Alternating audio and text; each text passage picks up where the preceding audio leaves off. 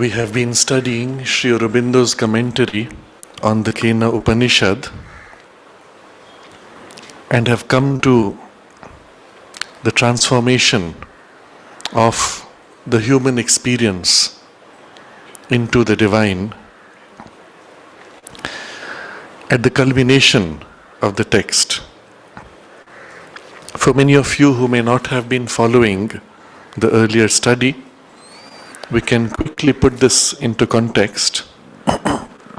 The Kena Upanishad, the name itself Kena, which is by whom. The Upanishad is known as the Upanishad of by whom, because it starts with this question. 4 questions in the very first verse. By whom does the mind reach its goal? Missioned by whom? By whom is the life breath moved forward? Who yokes the life breath as it moves forward? By whom is this word that we speak impelled? What God sets eye and ear to their working? And always it is Kena, by whom, by whom. And the question itself forces us to turn in, to introspect, to become conscious of the source of our own existence, of our own psychological powers, and their origination beyond us. When we start observing our thought processes, we realize that we are conscious only after the mind begins to move. When it reaches its mark, we are conscious that it has reached its mark, but we do not really know how it found its mark. Take a very simple example. If somebody makes a statement of fact, the sky is blue, or 2 plus 2 is 4. When we hear the terms 2 plus 2, the mind moves. When it reaches 4, it recognizes this as the right equation. What in us recognizes that it is right? What in us led the movement from 2 plus 2 to the 4? What in us asked the question to begin with? And we are not conscious of these things.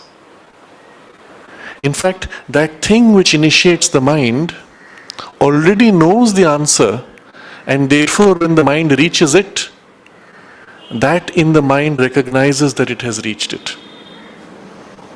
If you consider this in its depth, so many more complex questions of our life, we do not know what to do in this circumstance. But when the right intuition, the right guidance, the right suggestion pops up, we recognize, yes, this is it. What in us recognizes, that which recognizes in fact already knew it. That's why when our surface mind came to the resolution, it awoke in the mind the knowledge that you have reached the answer. This is it. I remember still an old Aurovillian from France narrating how he came to Sri Aurobindo. He said he read Sri Aurobindo's writings, I think it was the Life Divine, and while reading it, he recognized that this is truth speech. He recognized every word was truth expressed. And he knew this was it. This is where he had to go. What inside the consciousness recognized this for what it is? And it is not the normal mind functioning, because the mind can question everything. It can doubt everything. There is behind the mind a greater mind of our mind. And it is there that the true knowledge is held, It is there that the resolution is also known even as the question is asked and the path is fully mapped out. In other words, it is a mind of omniscience. So when the question is asked, by whom mission falls the mind shot to its mark, the Kena Upanishad is leading us to realize that behind our normal human mind, life, speech and senses is a greater mind of our mind, a super mind. Behind our life is a super life. Behind our speech is the true origin of our speech and inspiration. Behind our senses is a super sense. And it responds to this question in the second verse by saying, that which is hearing of our hearing, mind of our mind, speech of our speech, that too is life of our life breath and sight of our sight. The wise are released beyond and they pass from this world and become immortal. And straight away, the purpose of this Upanishad is now revealed. By pursuing this inquiry, by awakening to this mind of our mind and life of our life, we awaken to our immortality. We pass from this world of ignorance, insufficiency, weakness, limitation and death to the consciousness of omniscience, omnipotence, completeness, infinity, immortality. But just in case, and there is a whole process after by which it leads you deeper into this whole exploration, but just in case we thought that this release into the immortality is beyond the domain of the physical body, after death or in some other realm of consciousness, it equally tells us, if here one comes not to that knowledge, then great is the perdition. If here one comes to that knowledge, then one truly is. And so the point is to arrive at this completeness here, in the physical consciousness, in the physical life, in an embodied state. And the full import of this we will see shortly in the text that we are going to look at now. Further on in the text itself, in the Kena's text, in the second part, it also teaches us how to begin this process of introspection. And it warns us that you cannot know that mind of our mind by thinking about it. Because obviously our mind is an inferior functioning of that. You can think all you want, you will only keep on spinning at your own level. How do you then become aware of that? And it says, that of it which is you, that of it which is in the gods, this thou hast to think out. And with that you will not yet know it, but initial contact will be made. After which it teaches us that one has to learn to make the mind passive, to receive through that the descent of that, until that begins to mold, that begins to fill, that begins to organize itself in our mind, life, senses, speech. But this point it makes, that of it which is you and that of it which is in the gods, this is where you should put your attention. This is the key, which appears again and again as the commentary develops, and we will again meet it today in our study of the text, that your consciousness, your awareness itself, has at its core something which is a part of that. If you can become aware of it, then through it, because it is a part of that, you will open to that and awaken to it. Equally, in our action, when it says that of it which is in the gods here are the psychological powers working in us, in our mind, in our life, in our senses. that of it which is in the gods, in the working of the mind. If you become aware of that, the link is made. The third part of the Kena then describes this movement of how the gods are transfigured through a parable of how Agni and then Vayu and then Indra seek to realize this form of the divine which appears, which somehow is beyond their grasp, beyond their greatest power. And finally, the awakening to the divine source of their own powers is brought about by the intervention of the woman, the divine mother, the divine Shakti, who mediates between the Lord and these powers working within us and in nature, in the cosmos. Having passed through that, we have now recognized that the gods, these psychological powers working in us, themselves becoming conscious that the source of their power is in the beyond, in the divine, now learn to offer themselves, learn to invoke and become passive to the touch of the divine influence by repeated and gradual transition.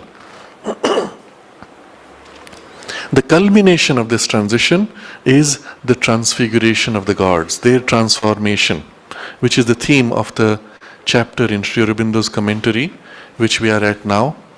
And in the text of the Kena itself, we are in the last 5 verses.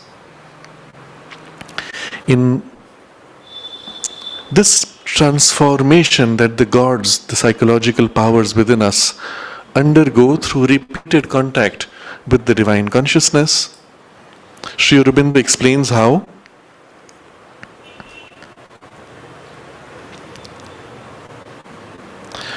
becoming one with the formless and the infinite, it will exceed the universe and see all the worlds not as external, not even as commensurate with itself, but as if within it. So the soul, awakening to this, discovers that the universe is not outside, but its own consciousness, thus liberated, includes the universe and is even greater than the universe. And in such a soul, when the gods are thus converted to this supreme law, the soul will realize the cosmos itself and all its multiplicity, in all its multiplicity, the truth of the one working. And so it is as if the individual working of our mind, life, senses awakes now to their cosmic working. We realize our mind is a part of the cosmic mind. Our life is only a whirl in the cosmic energy. Our body also is only a knot, a point of support in the cosmic working. Our soul is one with and in identity with the divine as Lord of the cosmos. In such an experience, in such an awakening, what is the nature of the life? And this is the paragraph we have been reading the last time, of which we have looked at the first 2 steps, the transformation of the mind and the transformation of the life. And we continue today with the other 2 steps of the transformation of the body's consciousness. So quickly to read through, but without elaborating much.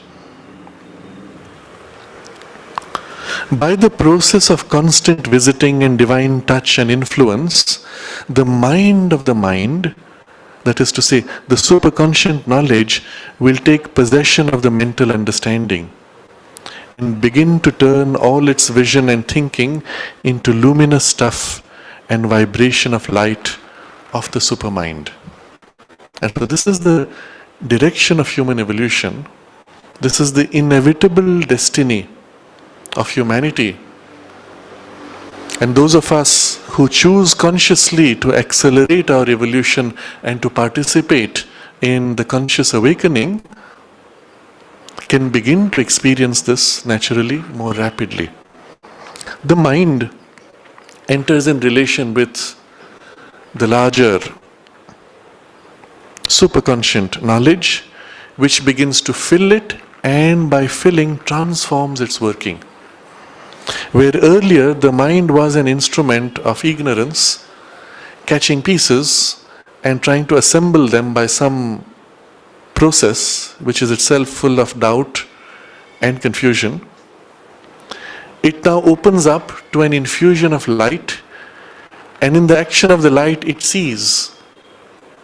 There is no more the haphazard struggle. It sees what is. And it sees not pieces, it sees the whole and the continuity of the whole. The very substance of the mind is no more a fragmented, agitated substance, but becomes luminous stuff and vibration of light of the supermind, which turns all the understanding and vision of the mind completely in representation of the higher knowledge. In other words, the very cognitive power, the way we understand, the way we know, undergoes a change. And this is very important to recognize. The transformed mind is not an exaggerated expanse of the present human working. It's not like a computer where instead of being a small computer, now it is a big computer with more memory and faster CPUs and faster processors. The very fundamental nature of thought and cognition is replaced by a higher grade of cognition, in which the knowledge is no more separative. It's not you observing something by a process. The knowledge itself is in identity. You are one with what you know, and the identity is complete. It is not with the piece, but it is with the whole, of which the piece is a front. The way the divine sees himself and his universe becomes now the way in which our mind begins to see his universe.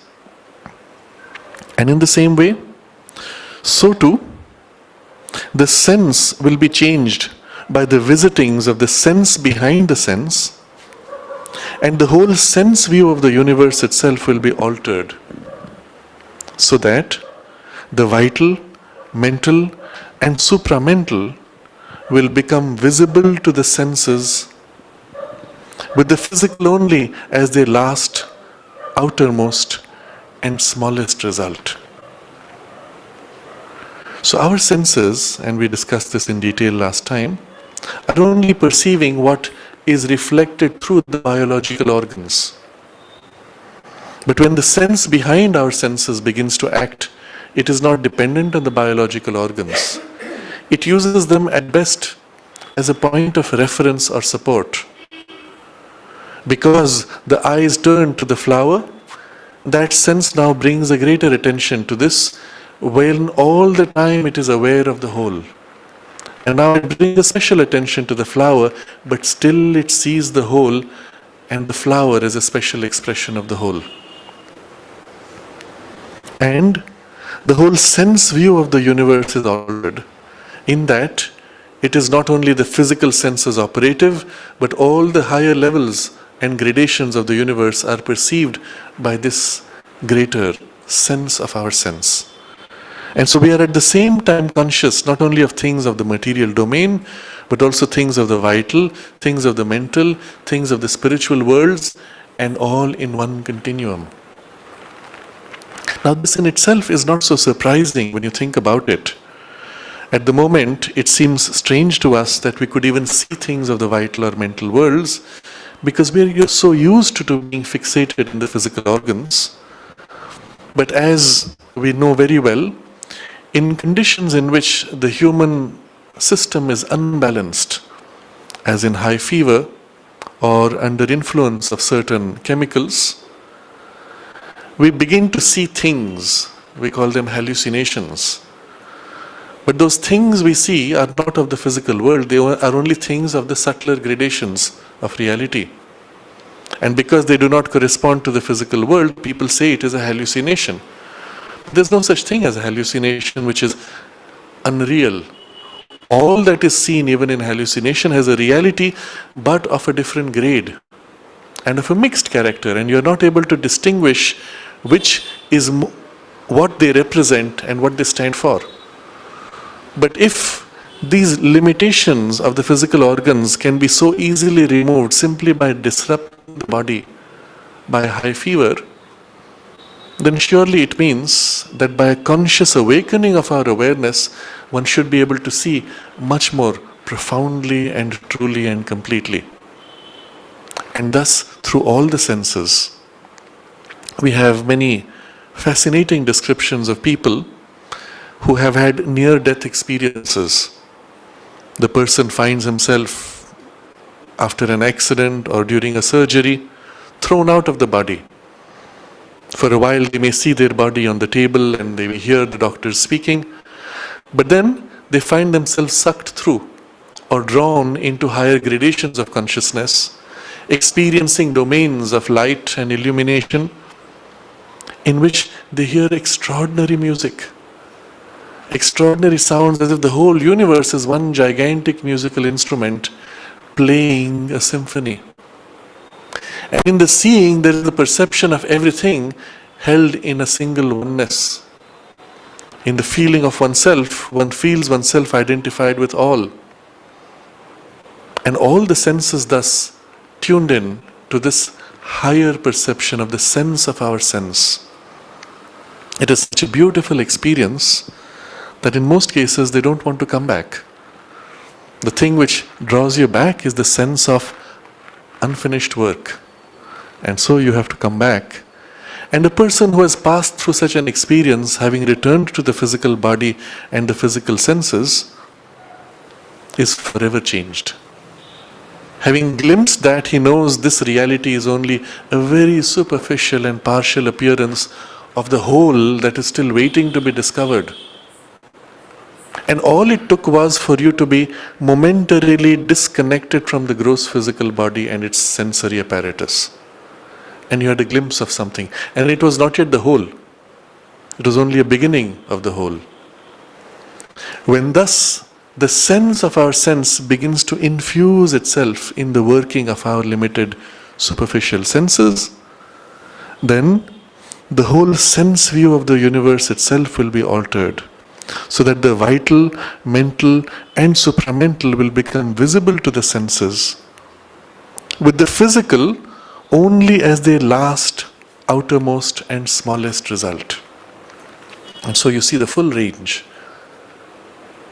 all the gradations of consciousness, and the physical as if the outermost and the last and smallest of this whole of the reality. You will recall in Savitri, Sri Aurobindo describes Ashwapati's vision. When he first prepares to explore the higher worlds, he looks up and sees the whole pile of worlds, layers upon layers upon layers of domains of consciousness rising. And Sri Aurobindo describes it, the pile of the worlds, erect like the mountain chariot of the gods. And this is the image that is used, represented in Indian temple architecture. If you stand at the base of the temple and look up, you will see these layers and layers of icons, images, domains of worlds piling upon each other and rising. And the whole shape of the temple is like a chariot. There is this pile and then there is the front, which is leading the forward movement. And inside is the Divine Presence journeying. And the whole universe moving forward in time and space in its self-development, self-discovery, self-unfoldment of possibilities is like a gigantic chariot of the gods moving forward. And so these are symbols with which we are able to glimpse the reality and the way this is experienced. So the sense is also changed by the visitings of the sense behind our sense. And the physical is only the last, outermost and smallest result. And this is extremely important when we come finally to the nature of the material world and its experience. And this, up to here, we had explored last time. We move on to the next line, which deals with the life energy. So too, the life will become a super life, a conscious movement of the infinite conscious force. It will be impersonal, unlimited by any particular acts and enjoyment, unbound to their results, untroubled by the dualities or the touch of sin and suffering, grandiose, boundless, immortal. Now, this is the transformation of our life. And each of these words is suggestive of an aspect of the transformed experience, and we will dwell upon each. First, the life will become a super life. What is so far life is only a very crude representation of the reality of the universe. Momentarily, we step back to look at what is the life of the universe. If you look at even of the physical universe, everything being formed of energy, all matter being energy, as science tells us, everything being driven by an energy. If you look at the totality of the energy of the universe, the life force, you realize it is never diminished. It is never lost. And science tells us energy is never created, never lost. It only goes through what seems to be like a conversion of forms or transmission through forms.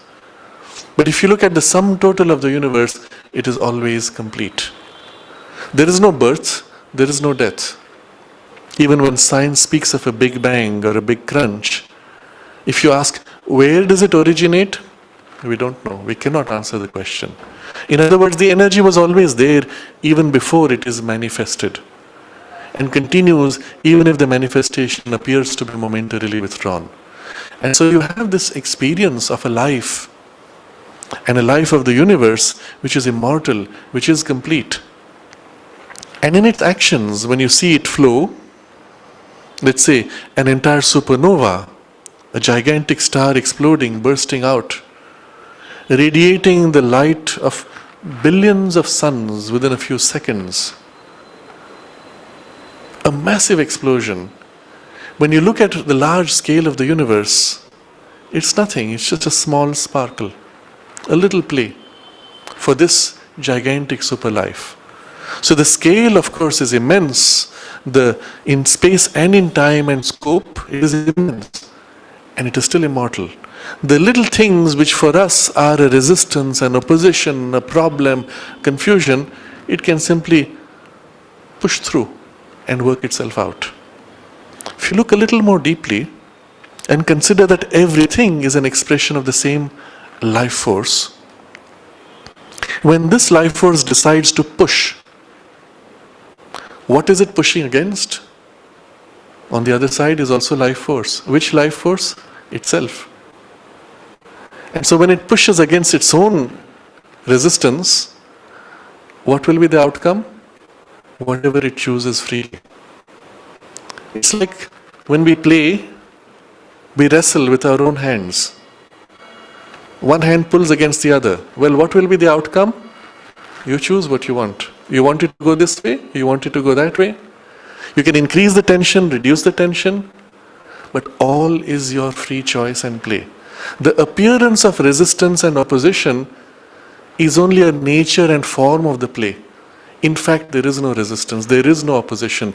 All action is free, spontaneous, complete, unopposed, perfect. Or as perfect as you choose to cast it, or as imperfect as you choose to make it. And the imperfection that you choose is perfectly made to be imperfect. Just the right break, just the right limitation as you chose. And when you begin to think of it in these terms, you realize what is meant by super life. And our life, because it is a fragment, does not experience this. It is always experiencing opposition. It's always experiencing limitation against all the rest which is greater. Its attempt to be perfect is always constrained by things which are not itself, breaking it, limiting it, forcing it, opposing. But when it opens out and becomes one with all life, all this vanishes. And this is the nature of the change. Of course, now we took the example of the physical universe only because it's takes it a step further. He says, so too the life will become a super life, a conscious movement of the infinite conscious force. When we conceive of the physical universe and the physical energy, we have to recognize this is only the lowest grade of energy. There are still higher gradations of energies spanning all the worlds. And as we approach their heights, we realize the energy is conscious energy. In the physical domain, we do not see that the energy is conscious, although it is conscious. The consciousness is veiled. It pretends to be mechanical, it pretends to be impulsive, it pretends to be not aware. But as you go higher up, the awareness of the energy is revealed. And in the mind, for example, in our own thoughts, you realize you are aware of your thought intention even as you push forward a thought. Think about it for a moment. You're conscious of an idea, there's a knowledge, and then you put into the idea an energy, a force, an intention, a will, and release it. I must make this happen. I wish that could happen. But what you want to happen is first a knowledge, it is aware. It is aware of what it wants, and then into it comes an energy. It is consciousness turning to become action. Consciousness energized. And this is conscious force. So you will find Sri Aurobindo writes, conscious-force, literally a translation of Chit Shakti. The creative awareness of the divine pouring out its awareness to become is the sense of force, which on the most material level as movement of force appears to us as energy, potential or active. What is potential energy? It's still movement of force, now bound in a loop, repeating itself. Released from the loop, it becomes an active force. So the deeper truth is not the physical energy, but the force, which is dynamic and always in movement. And so, our life will become a super life, which is what? A conscious movement of the infinite conscious force. And this is how the universe was born originally.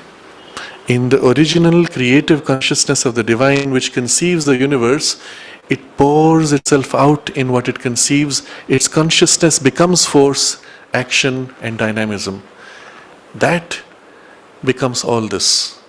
And our life now unites with that and becomes a free flow and movement of that. And so what is the experience in such a union? It will be, let's look at all the words, impersonal, unlimited by any particular acts and enjoyment, unbound to their results, and so on. Each of these we can briefly explore. First, it will be impersonal. To the human consciousness or to the human experience, impersonality has the character of some kind of an aloofness or a lack of interest. I watch impersonally all the mess that humanity is taking the world through, the destruction of the environment, and I watch impersonally. And what I mean by that is without interest, without concern. But the divine impersonality is not that. When the divine pours out the whole universe, the entire universe is its domain of intense personal interest. Every tiniest part of it is backed by the same interest with the same intensity and involvement as every other tiniest or large part. The interest with which it pours out to become a grain of sand is the same interest with which it pours out to become an entire galaxy. And so to the human vision from below looking up, it looks like the divine is equally interested in everything, and so it is flat, impersonal. But the nature of the relationship for the divine is an intense personality, an utter self-giving. He pours himself out to each grain of sand fully, with the same intensity as to each one of us. And therefore, when our heart turns to the divine in aspiration or in love, it is a unique and a uniquely fulfilling experience of relation. Different for each one, and yet entirely complete for each one. And that's the nature of the divine impersonality. And so we must understand this word in this sense. When thus our life unites with the super life,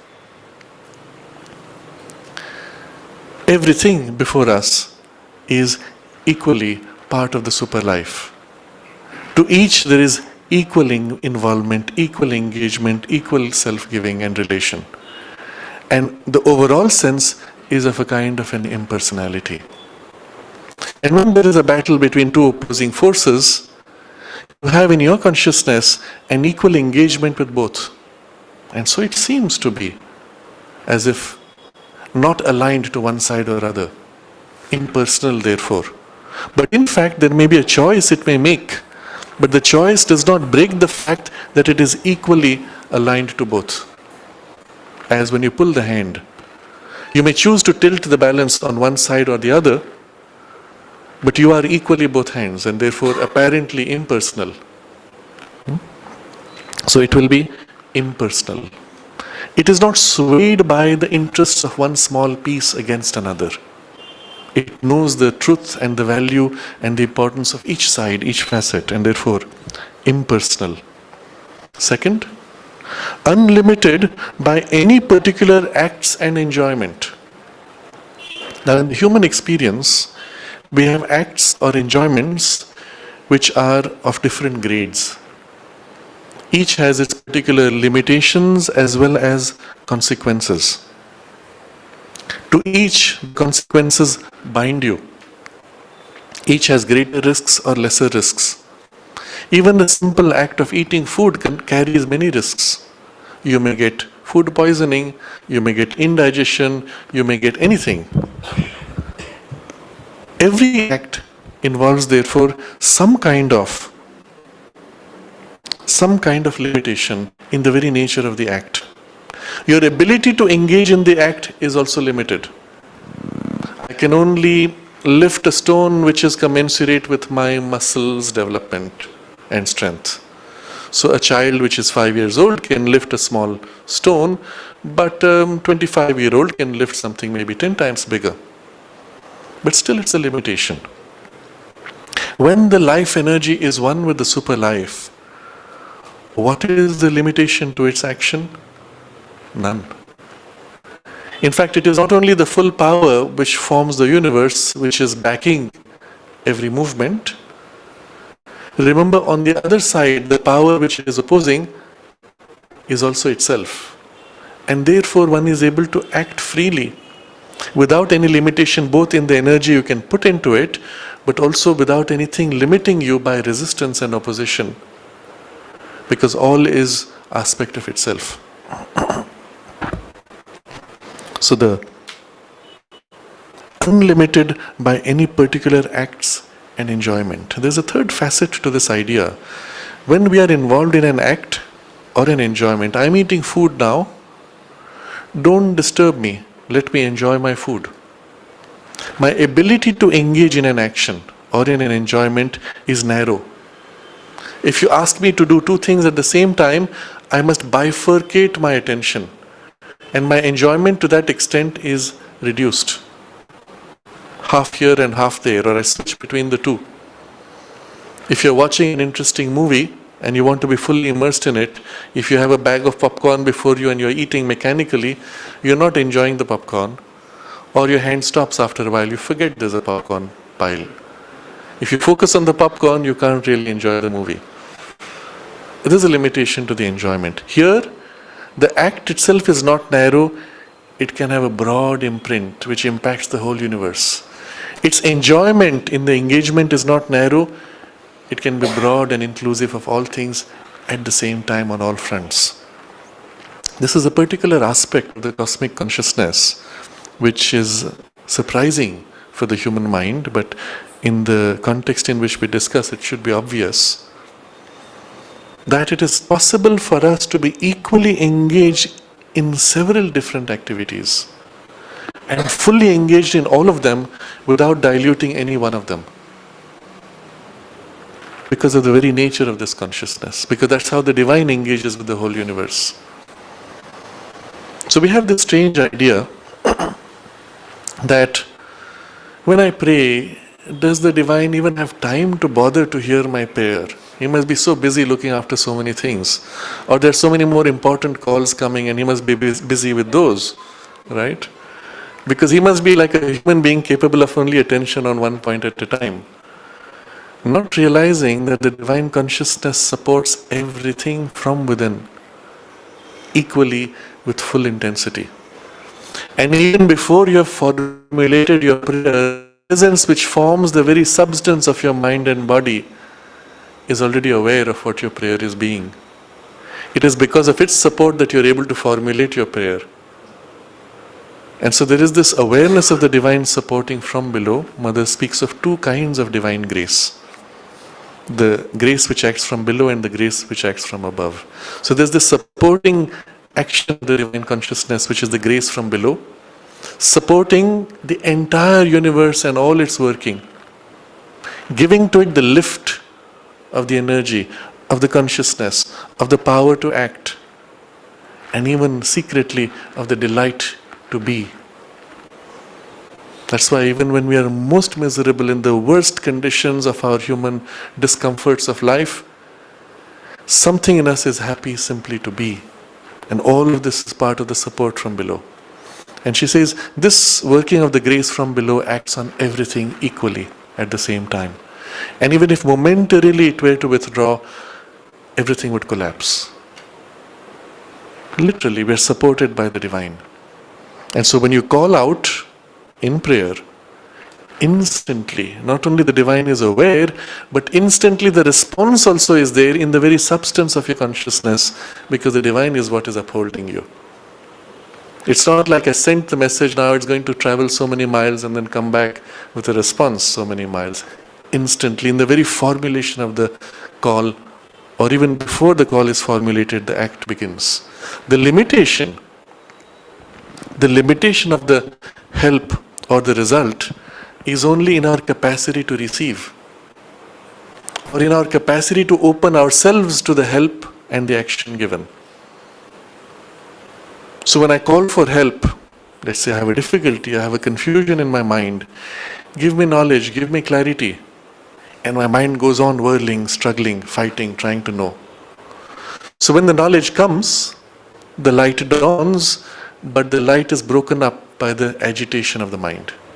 I could not catch what was given. I ask for strength, the strength comes, but I'm busy in the agitation of my nerves and my personal effort. And although the strength comes, the container of my personal effort is too narrow for it to be able to flow and assist you. And so the condition of receptivity is critical. You may call for help, but if you're not receptive, the help cannot do much. If you become very quiet and receptive and the call for help, the light of the knowledge, there's a flash, and you know. The strength fills and pours through you. And to your own effort, it seems as if I didn't do anything, it just happened. The moment you try to engage, oh, let me help what is coming through, your personal effort is what breaks it. In other words, to put it in more philosophical and technical terms, we will say your ego is limiting it. But when you put it like that, people get discouraged. They think, oh, my ego, I'll never get free of my ego. But you don't have to be free of your ego. You only have to become quiet and passive and receptive. And whatever the limitation of the ego, the action works in spite of it to do far more than you could with your personal effort or knowledge. And so there are two things here. The need for a call, which of course makes that action effective. And the second thing is the receptivity to the help given. Even you would ask, why does the divine even need for you to make a call? Isn't the divine already conscious of what you're doing? And Mother explains this. She says, The help is always there. But the call, the prayer, makes it effective. And again, we understand it in the context of what we have discussed. As long as you're self-obsessed, the help cannot act. The act of reaching out to call is breaking out of your limited self-obsession to link to something greater than yourself. And that's already broken the shell of your narrow personal ego boundary. You're reaching out, breaking out, creating a gap which opens to something greater which can now enter and help. So two things are needed, the call and the receptivity. And of course, the greater the receptivity, and this can be described in many ways, the conditions of receptivity, to be still, to be plastic, to be wide, and all that can be elaborated. But these two are in essence the requirement. But we digressed from this idea that there is no limitation to the particular act and enjoyment, and therefore one can be in action simultaneously, infinitely diverse directions, without limit even to the nature of the action. Now all of this may grow, it may develop, it doesn't mean it comes instantly. It is part of an unfolding and development as our life unites with the super life. Third character is that this life will be unbound to their results. Right now, our current life is always bound to results. If I go and enjoy eating food, I come away with a heavy stomach. I get sleepy, or I get nauseous, or I have to pay money to make up for the food that I took. There's always a consequence, there's always a chain which pursues you. You can eat and run away from that space, but it chases you. And this applies to every action. You can do anything, the very act of engaging with something pursues you afterwards. Sometimes more obviously physically, sometimes not so obviously psychologically, sometimes in a hidden way, in a karmic link which you're not conscious of. As a human being, for example, we find it easy to trust in the beginning. But once the trust is broken, we find it very difficult to trust. It's as if that spontaneity of our heart's trusting nature has been broken up. And after that, you are no more the same. An experience you have had, the experience has passed, but the imprint of it stays with you and has changed you in a way which may be positive or negative. You somehow cannot free yourself from it. Every experience of life adds to something of you. You may even say, I am formed by all my experiences. No, that's not true. I am distorted or limited or bound by all my experiences. That would be more true. Because I am always free. And if you look deeply into yourself, the truth is, my deepest instinct or intuition is, I should be able to do what I want to do and walk away without consequence. You see children, when they go to play in the playground, they throw the sand, they do whatever they want to do. They walk home and it's gone. Every day is a new play, a new game. As long as that memory has not stuck on. Of course, as they grow older, it begins to pile up. But to be able to enter fresh into any situation, pure as you are, unblemished, to be able to play freely without fear in all possibilities of life, and then to be able to walk away without blemish, without stain, without limitation, without something dragging you back and binding you or limiting you. That's how we would want to be, isn't it? That's the nature of our ideal play. It takes a strange form with children today playing computer games. You start playing a game. I don't know if you've seen little children play. It may be a game where you're racing a car, or you're jumping around, or you're catching things, fighting things, whatever. And the interesting thing is, they have multiple lives. So you are playing a game, it's a dangerous game, you get knocked out. Game over. What's the point? I won't come back to the game if I'm thrown out so easily. Unless I have multiple lives. Oh, I lost. Let's try again. And you start all over again. And each time you're building your skill. But you're not bound by the previous game. You're free to start and explore in a different way. So you have multiple lives which allow you to restart, but totally free. The second life or the third life does not say, oh, in your previous life you did this, so now you're stuck with that limitation. It's a fresh start completely. That's what makes it interesting. And somewhere within us, the deepest intuition is, I should be able to do this in life.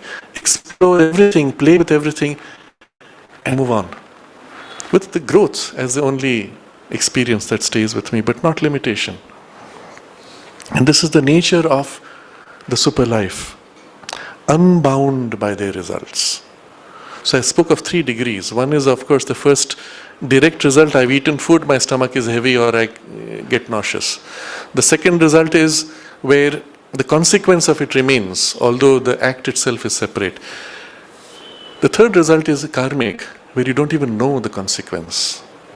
There is a karmic bond now which ties me to this environment or to that problem or to this person or this situation or this pattern. I don't even know where it came from. I'm not responsible for it. Oh yes, you are, you don't remember. That's not fair to me. I didn't do it, right? So even that, none of these things bind you. Again, to understand how or why, if you look at the big picture, when the super life acts to push, what is it pushing against? Itself. And if it chooses to push back or yield, you have no consequence, no karmic pushback. When in the ocean, the water flows, the current flows, what is it flowing against? Against ocean. If ocean yields to the flow, there is no pushback, there is no karmic consequence. So when the self acts, or any action which comes direct from the self acting in the universe, there is no karmic consequence. This is the term used in the Bhagavad Gita, nirlipta, with nothing sticking to you. So, unbound to their results. So we've seen 3 things. It will be impersonal, unlimited by any particular acts and enjoyment, unbound to their results. And then, untroubled by the dualities. As things are, we are always bothered by, this is good against that which is bad. This is comfortable, that is uncomfortable. This is pleasurable, that is painful. This is happy, this is sad, and so on. There's always this play of dualities in which we have instinctively a preference for the positive and an aversion to the negative. So something is pulling you in one direction and something is pushing you from another direction. The problem is when the two join or superimpose. Here is a situation which is at the same time pleasurable and at the same time painful. Now what happens? It pulls me and I shrink from it at the same time. You see how you're torn. And inevitably, most experiences of life have some kind of mix. That it is attractive for a reason, it is repellent for another reason, and you're always trying to struggle to find that fine balance, to extract the attraction and the benefit and to avoid the consequence and the negative. And inevitably we slip. But all of this limits you, binds you, troubles you. Untroubled by the dualities or the touch of sin and suffering. And that's what we're trying to avoid. The consequence of this is doing wrong, doing bad, or suffering as a consequence of having engaged with it or done it. None of these bother, because in the larger super life, everything serves a purpose. Sometimes a lesser purpose, sometimes a greater purpose, and everything works inevitably to help the forward movement of evolution. You have neither the fear of nor the shrinking, nor the compulsion of attraction of preference. If you have to do something, well, you just do it. If you have to give an example here, mother once it was narrated to us by one mother's attendant, Pranabda.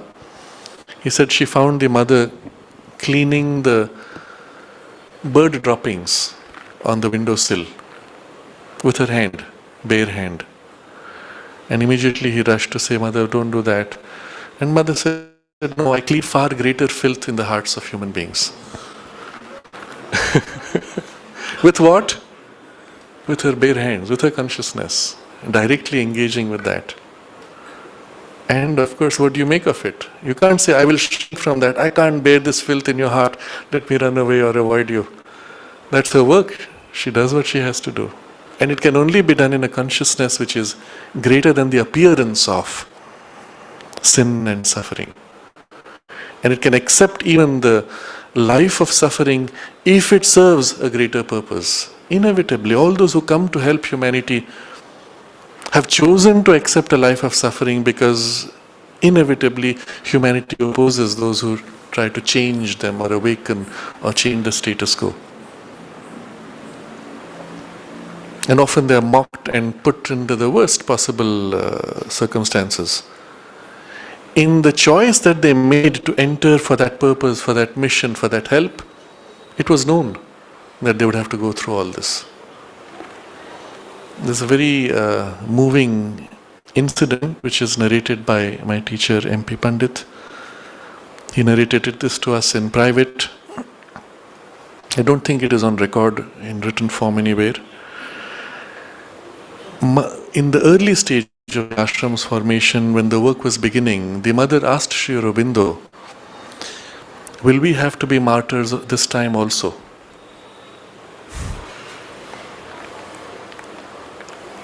And Sri Aurobindo said, "No, it will not be necessary."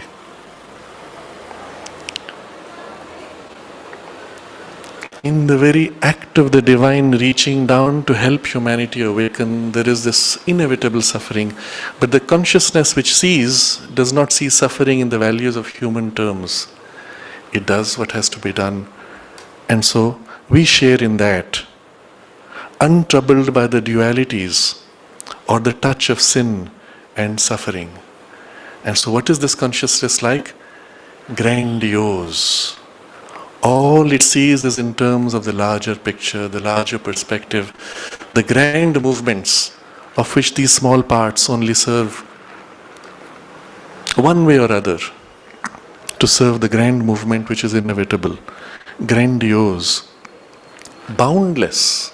That's the nature of life. It is not contained by either limitation of mind or your body or your capacities. It is exceeding the universe without bounds. Boundless is the experience of life itself. And immortal. There is no beginning, there is no end. There is only permanence of life, flowing eternally. Nothing that can ever create the sense of loss or end of death. When we awaken to the presence of the inmost soul within us, the psychic presence, something of the sense of immortality dawns in us. And the fear that we have of death or of failure, which is a bigger fear than death. You see, death is a fear which is only something either when you're young, it comes much later, or when you're aged, well, it's inevitable, so you're resigned to it. And when you're through it on the other side, well, you're not fearing it, you're waiting for the next birth. So it's a relatively small problem. The fear of failure is a bigger problem because that can haunt you across time. What if the purpose of my life fails across lives? You see, that is a much bigger issue. But there's no fear of failure because life is eternal. And your consciousness, immortal, infinite, has all the time needed to overcome, to grow and fulfill. Nothing in life, nothing in circumstances can ultimately oppose because of the immortality.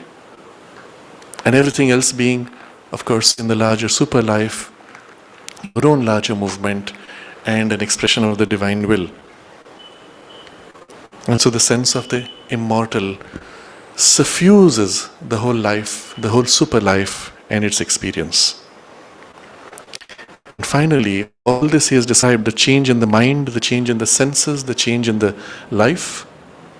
And the last point is, the material world itself will become, for these gods, the psychological powers in us, a figure of the infinite, luminous and blissful superconscient.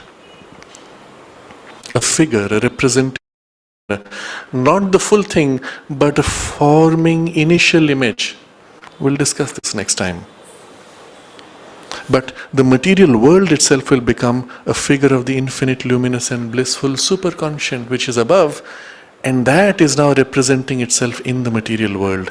The material world is no more a domain of ignorance, no more a domain of suffering, no more a domain of darkness, no more a domain of death. It is a figure of the infinite, the luminous and blissful superconscient. It is the infinity which is beginning to draw itself. It is the light of the superconscience which is beginning to dawn in matter. It is the bliss which is gently, slowly creeping and permeating the life as it awakens and evolves in the physical universe. Now this point I want to highlight for today. The other things we will elaborate upon next time. The physical world is the focal point, the end result of the entire pile of worlds above. And this is the reason why this realization of the immortality and the transformation of the whole of our nature must be attained in the physical body and life. If you aim at a spiritual awakening outside the body, either in a state of trance or after death, then that experience will be limited to that zone, will not include the physical world and the physical consciousness. It will be incomplete. And what you have lost is a great possibility. And therefore it said in that verse, if here one comes to that knowledge, then one truly is. If here one comes not to the knowledge, then great is the perdition. And this is the reason why it must be realized in life, in the body. And the physical life given to us, the physical domain, the physical world itself, is therefore the most important. Potentially or secretly, the most sacred, the most valuable of all experiences in the whole cosmos. Because it is only here and in this life and in this body that one can experience this totality of the super mind, super life, super sense,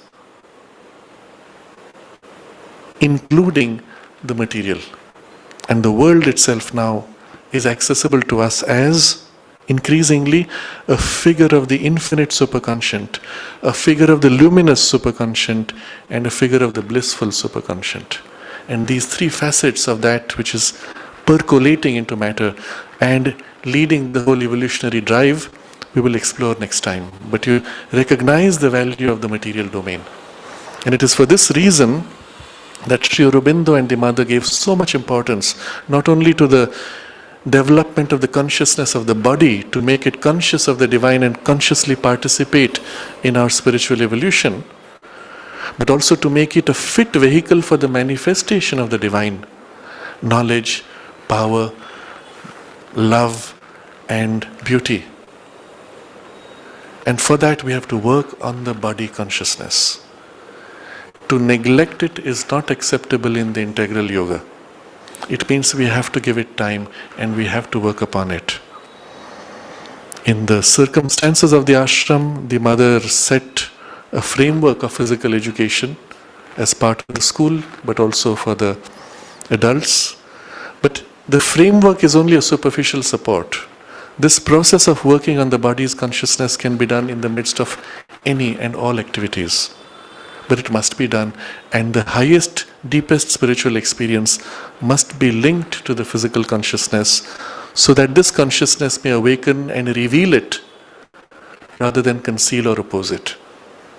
And this is how the divine will reveal himself through the physical form also in the material world. And it is in this direction that human evolution is moving inevitably. We will meditate on this for a few minutes. This is the 100th of our series on the Kena Upanishad. It's the 100th class. We'll meditate on this for a few minutes and treat it as a preparation for us also for the Darshan Day that is coming, where the mother would stand before you in the physical body, embodying the supramental consciousness and radiating into matter, and in the blessing where she made contact with our physical body, transmitting something of its light into our physical consciousness as well as our inner and higher layers. And if we approach the darshan with this purpose, we can make the best use of it.